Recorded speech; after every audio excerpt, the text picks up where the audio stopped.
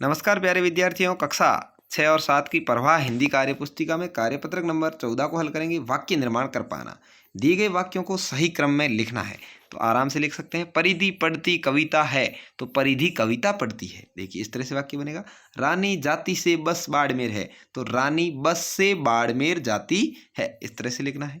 रेलगाड़ी सुहाना का सफर होता है, नहीं, रेलगाड़ी का सफर सुहाना होता है। रेलगाड़ी का सफर सुहाना होता है। इस तरह से लिखेंगे।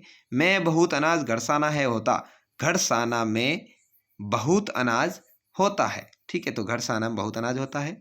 अंशी जून को 29 जन्मदिवस मनाती, तो अंशी 29 जून को जन्म दिवस मनाती है। ठीक है, इस तरह से हो जाएगा।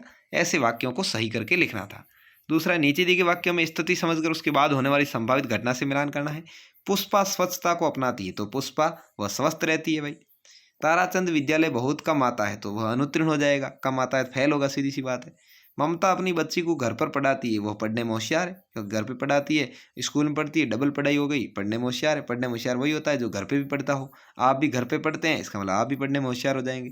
राजा प्रजा को बिना वजह दंडित करता है, तो जनता तख्ता पलट करेगी, यानी जनता उस राजा को हटा देगी। क्षेत्र महीना चल रहा है, वैशाख महीना आने वाला है, उससे अगला महीना। अनूप के पैर में चोट लग गई, अस्पताल जाना जरूरी है। चोट लगने पर कहाँ जाते हैं? अस्पताल जाते हैं। तो इस तरह से ये वाक्य हो जाएंगे। दिए गए वाक्यों को पढ़कर क्रमबद्ध लिखना है आराम से। वह अध्यापकों का सम्मान करता है। मदन सुबह जल्दी उठता है, नहाने के बाद खाना खाकर विद्यालय जाता है। वो प्रातः 7 बजे नहाता है, इसलिए अध्यापक भी उससे बहुत प्रेम करते हैं। वो मन लगाकर पढ़ता है। तो इसको क्रम वाइज करना। सबसे पहले क्या है? मदन सुबह जल्दी उठता है, ये आएगा। उसके बाद वो प्रातः 7 बजे नहाता है, नहाने के बाद खाना खाकर विद्यालय जाता है। वो मन लगाकर पढ़ता है, इसलिए अध्यापक भी उसे बहुत प्रेम करते हैं। वो अध्यापकों का सम्मान करता है। ठीक है, तो इस तरह से ये वाक्य क्रम वाइज हो जाएंगे। उसके बाद में आगे है, आप सुबह 8 से 10 बजे तक क्या क्या करते हैं लिखना है, क्रमबद्ध लिखना है। हम 8 बजे नाश्ता करते हैं, आप लिख सकते हो। पहले आप उठ जाते हैं, क्योंकि इसलिए उठने वाला लिखना नहीं।